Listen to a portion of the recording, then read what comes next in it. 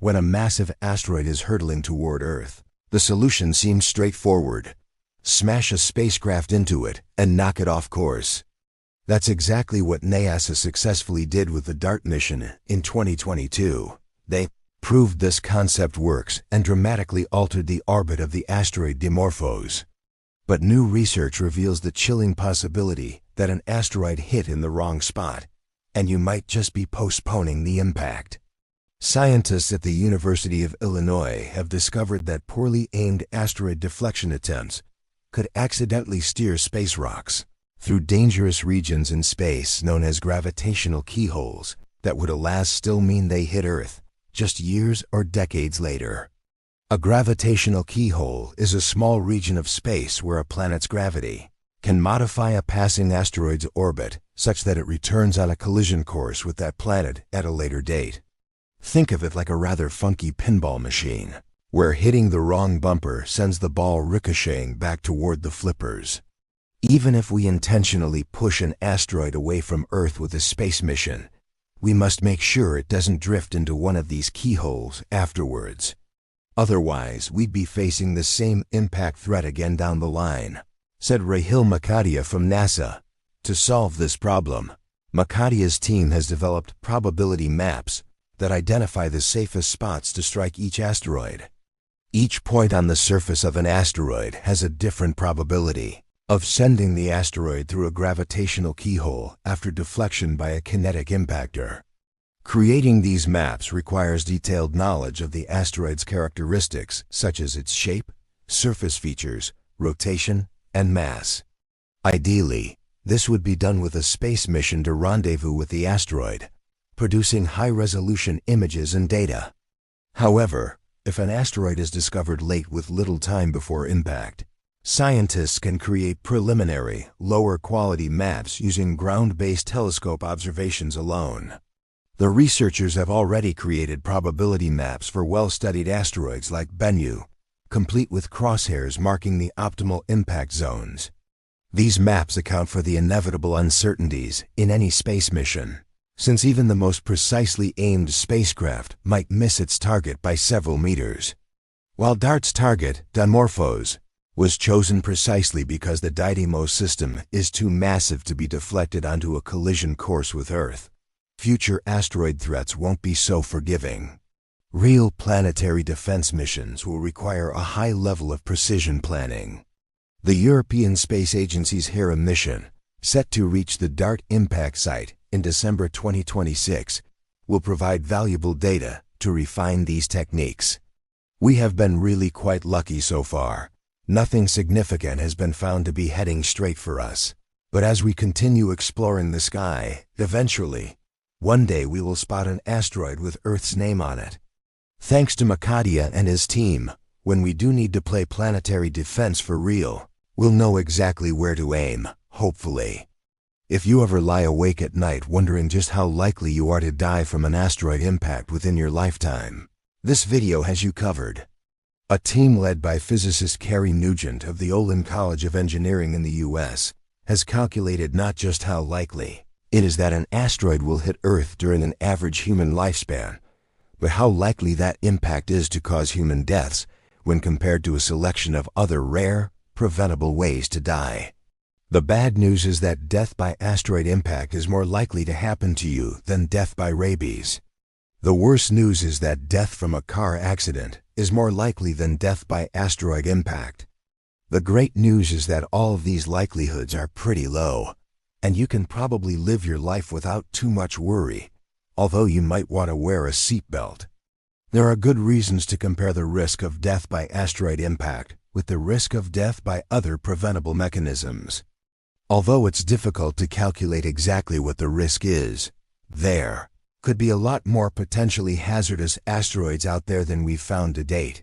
An asteroid impact could very well be preventable too.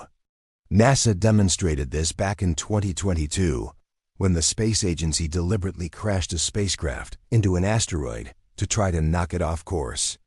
The mission was more successful than expected, with the asteroid in question showing a much greater change in its orbit than anticipated. Such missions are quite costly and require a lot of planning. By placing the risk of an asteroid impact in context with other risks, scientists can compare the potential expenditure involved with the expenditure of, say, a rabies vaccine program or car safety features. So Nugent and her colleagues collected available data on the population of near-Earth objects, as well as models of these populations and previous risk assessments for asteroids, more than 140 meters in size. From this, they calculated the impact frequency for this kind of object. The next step was to collect available data on different kinds of deaths and compare the probability of each event occurring during the average global human lifetime of 71 years. Chapman and Morrison 1994 previously placed an asteroid impact in context with other causes of death such as murder, fireworks accidents, and botulism. In that work, they considered the chance of death due to an impact alongside the chance of death due to other factors, the researchers write. This work addresses a slightly different question. We place the chance of an impact occurring anywhere on Earth relative to the chance of other events of concern happening to an individual. This work is therefore intended to provide context to those who wish to know the probability that a greater than 140-meter impact will occur anywhere on Earth in their lifetime. They collected data on 9 other potentially fatal events. Dry sand hole collapse. That's when a person digging a hole, on a beach for example, has the sand collapse on them. Elephant attack, lightning strike, skydiving accidents, carbon monoxide poisoning, injury-causing car crash, rabies, and influenza illness. They then calculated how likely a person would be to experience one of these events, and then how likely the person would be to die of the same. Many people, for example, catch the flu without dying. This is obviously regionally variable. Someone in Australia is far less likely than someone in the US to die of coyote attack or rabies. You can see the results for yourself in the graph. Flu is similarly deadly to an asteroid impact, but far more likely to occur. The law of averages therefore suggests that it's going to kill more people than an asteroid does. Dry sand hole collapse is almost always fatal, but has almost a 1 in 1 million chance of occurring within a human lifetime. Of course, translating risk assessments like these to the real world requires some context. After all, more than 3 people die per year of dry sand hole collapse, tragically with an average age of 12. As far as we know, no humans have ever died from an asteroid impact. As the dinosaurs might tell you, the toll from a single strike could more than make up for a history of misses. So the question is Earth overdue for another asteroid? Is caution and prevention warranted, or are we worrying unnecessarily? Does the above information comfort you or make things worse? It's a bit hard to tell, really. But at least we know to stay away from sand holes. 78 million years ago, a 1.6 kilometers asteroid slammed into what is now Finland, creating a crater 23 kilometers wide and 750 meters deep. The catastrophic impact created a fractured hydrothermal system in the shattered bedrock under the crater. There's evidence from other impact structures that in the aftermath of a collision, life colonized the shattered rock and heated water that flowed through it. But determining when the colonization happened is challenging. New research shows for the first time exactly when that colonization happened.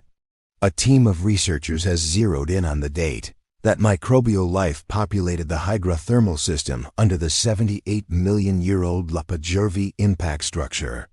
Their research is titled Deep Microbial Colonization During Impact-Generated Hydrothermal Circulation at the Lapajärvi Impact Structure, Finland, and is published in Nature Communications.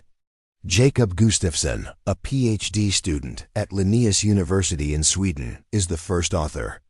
This is incredibly exciting research as it connects the dots for the first time, said Dr. Gordon Osinski, Western University, Canada. Deeply fractured rocks of meteorite impact structures have been hypothesized as hotspots for microbial colonization on Earth and other planetary bodies, the authors write. Biosignatures of such colonization are rare, however, and most importantly, direct geochronological evidence linking the colonization to the impact-generated hydrothermal systems are completely lacking. The discovery is based on sulfite reduction. Some microbes employ an anaerobic respiratory process that uses sulfate to accept electrons rather than oxygen. It's a fundamental process that contributes to Earth's global sulfate and carbon cycles. Basically, microbes break down organic compounds as an energy source and reduce sulfate to hydrogen sulfide. The researchers used powerful, cutting-edge isotopic biosignature analysis and radioisotopic dating to trace microbial sulfate reduction in minerals and fractures in the hydrothermal system under the crater. This is the first time we can directly link microbial activity to a meteorite impact using geochronological methods. It shows that such craters can serve as habitats for life long in the aftermath of the impact, says Henrik Drake, a professor at Linnaeus University, Sweden, and senior author of the study.